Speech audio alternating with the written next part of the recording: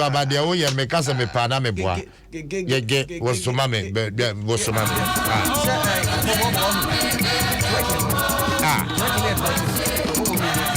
That's right. What's it about my dear day? Twerking a man twerking. Oh, sir. Oh, yes. If you bubble. Oh, okay. I fair corner say, who's more twerkers? I know much. Put your money for which is an hour. I found. Put your money away a day. Okay. I'm sure Bra Facebook never heard. Bra Facebook never heard.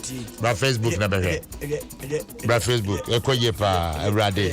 I want to know. Hey, woman, when you cry. Radius. I want to money or just what was about when you do this. I want to run oh,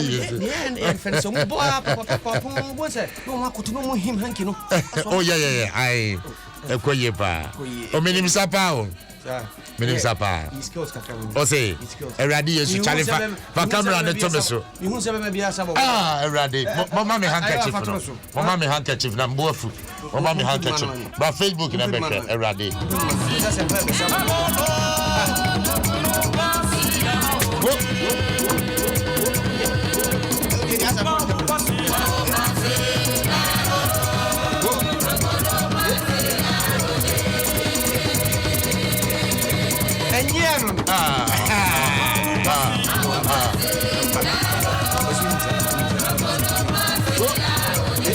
I'm not going to mess up.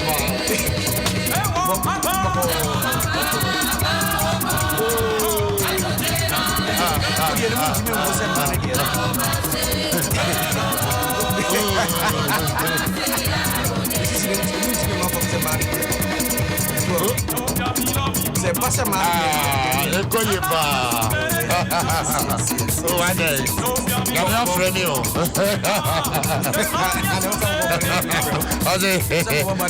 Oh nyamia frère me.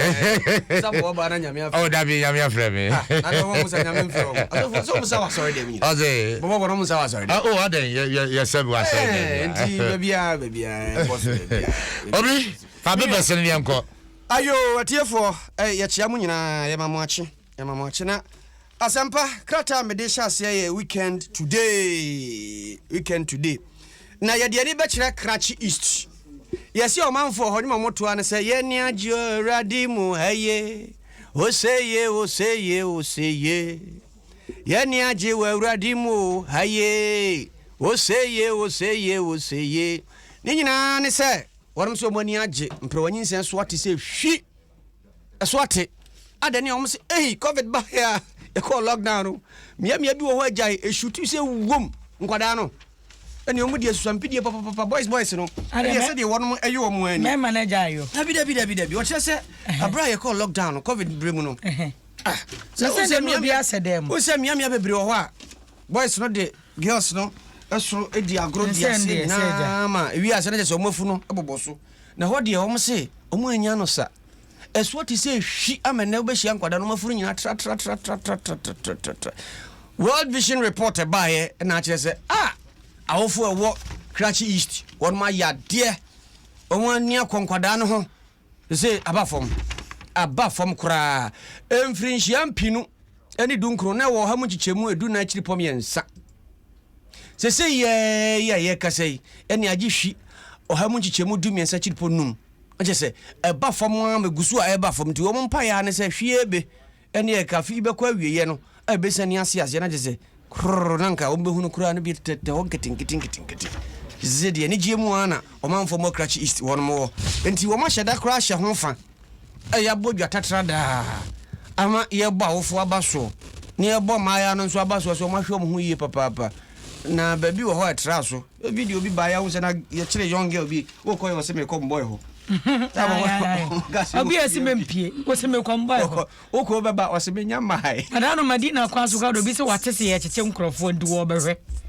obi asime mpie wo se me behwe wo behwe de madina matika so akwa na se matese mi gu wo mline se o e koto adro e sheda pa mbele se ya fo no ha mpa se wo ma se oni munso o dina camera ni munso no o kasa o sheda wo mline this today ne asema ono so edi aba no kese pa boni mu nti unsaka today ubehunu Daily Guide obokrata ene wa say na the big one was 5 robbers cops caged na obie krata fa ye to so miensa no am Daily Guide aba mane se enipa makomako enum mo ya posifo na wo mo ye da ye se de o makwachi businessman bi no asa de wa ya de ne abaye complain ma ye ne ye beche wo no o mo di dro kwantimfi ba bi no mo di tuo si ni so e no mo wrobo papa yi eje ne ho ne manyina na court akwa asetena akra circuit court no circuit court akwa asetena wankra ha sei ana o ma hye se onimanyamfo Wishwell Odu Lawal Japan Evans Arawasi ane Sena Kuvodo wo mo nyina na bi ye general constable and afi Redeemer Agama ono ye general lance corporal chese uhwemu ana se anko yie kura ya mpanifo ase aposifo nkuma ni bia ai nkuma ni bia aposifo ebinum ye good bi nso se adwuma no oh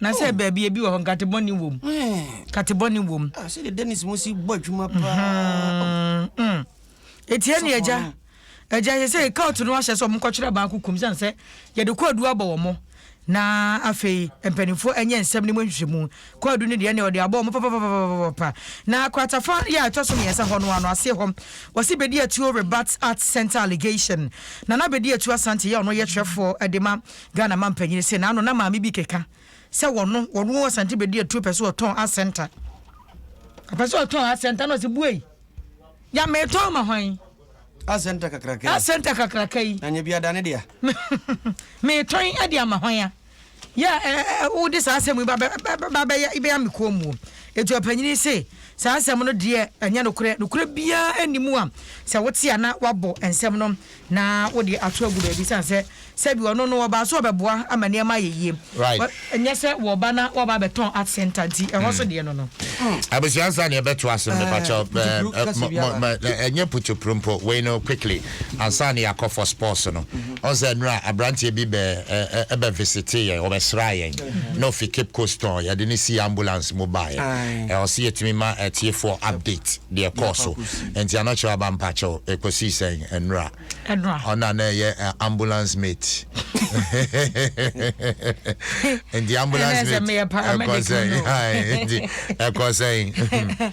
oh nyankopon adom se meka se adomatie de before God and man in fact we are proud of them omoma ye nije se ye adwuma wa adom omoma ye nije se omoma ye hu se omodo ye enra anopa se ya na ye tu dwa se ya nte abusian pacha oba Facebook asema ye kan wo behu abrante ne da ambulance e fi Cape Coast North ebesraye enra no bra Facebook na fe be oh okay enti no wa bra enra ye de to ye tiefo no wo mu hwe ye wo Facebook ni YouTube wanim e de akosem to wo manim no ene che se afa na phone kure dundum calls eba kakra na obi di aba me de 20 Ghana aba me 10 Ghana obi sima send me video smite oh na osam ka say Uber driver bi kwa na ye ma na ye makono oba na kwansi 260 pesos right oh yes but this can buy 250 pesos na ka obi buy was ma me dem wo ye $50 money yes na me nshira wo no kwa de ba Ghana scam almost 250 Ghana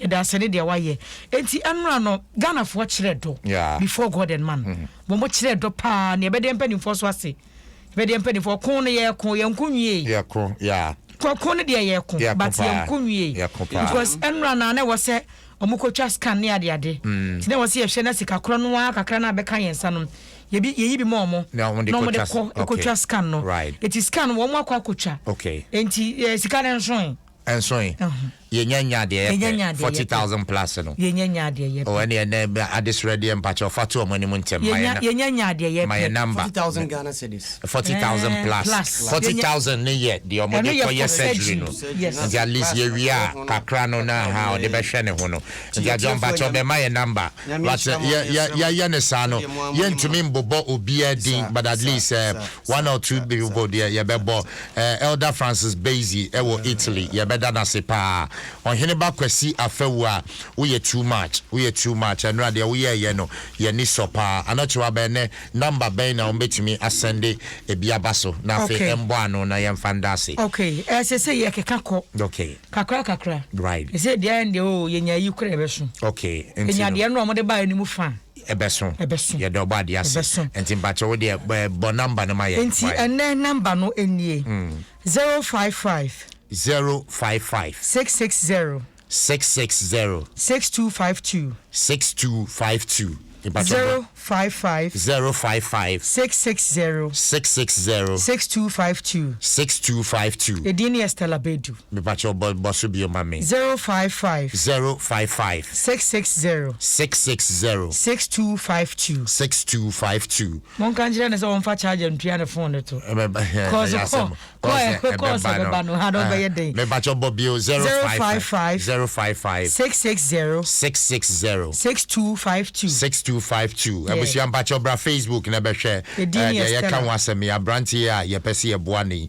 enra ye wa ha ambulance fi Cape Coast ye ni mo mo ba bia twintwan e ba ye ne ekohwe ma brantie bi demo say oba Adom FM you better driver na see for taking such a risk seriously ye nim say oh my Ghana mo you know people crofo e wo misconception about abanye djuma hodo yenim say answer na o kaya metena ha kan bi say we ye nwie mpo na obi afre ne mpanimfo say why you say reported speech ntino honso ye be fa free ho ni ada na say na ya da mpanimfo say Dr. Zakaria ne omo ambulance service ni nyina mu say for once ye hu say they are recruiting people la omo wodo ema adwuma no enye obi asa aka kekra na fanti say for that guy eko interview mpanimfo hu ne do wo ma adwuma no mo fa no krenti no ye da mpanimfo say ene obi si aban adwuma de si abeti ye mfa nso a but say individual bi adwuma de ene obe call 7 sa adwuma we na ye calling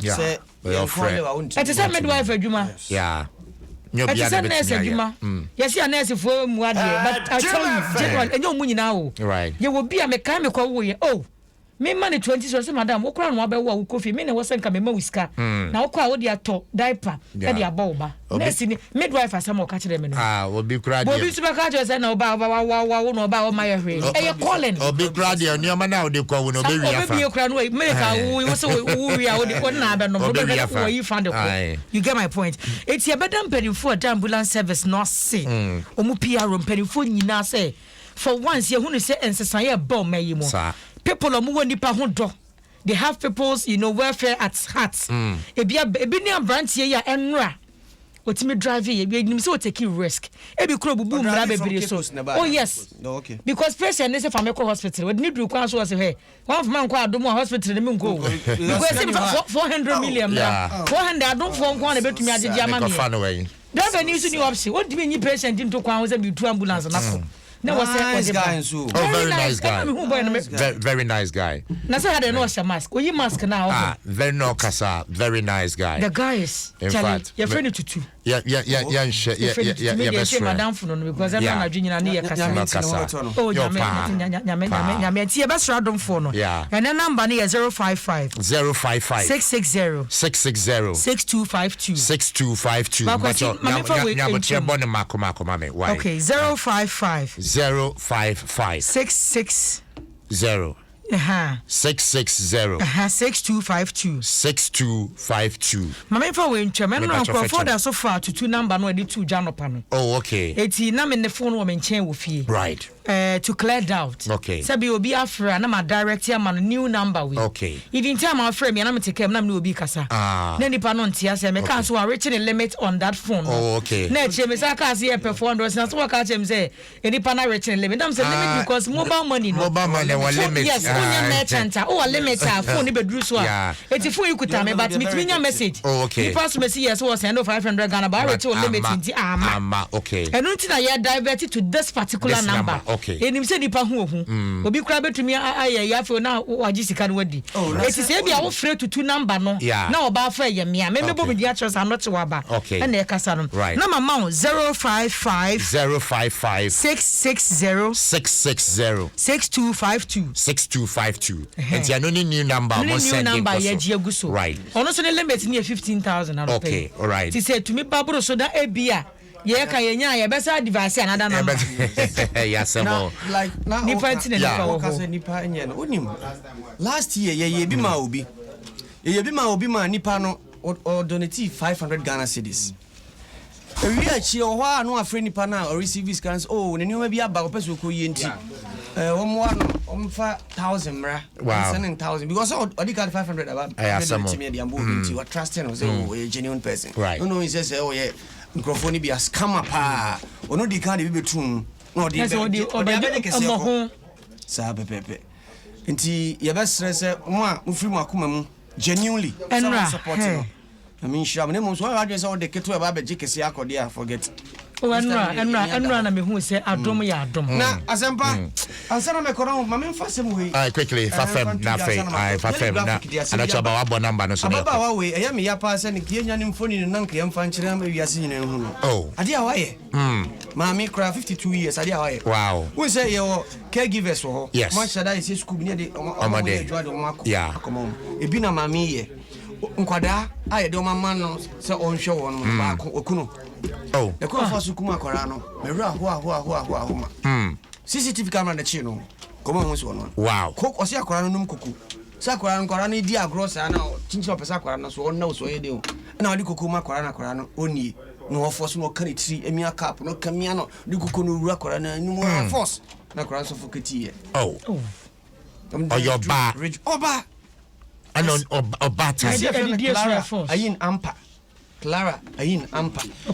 I was Mommy, sorry, so I don't have a number. Number is 055 660 6252. Stella Beidum. Stella Beidum. But you Facebook and number no. Adom Sports page 1.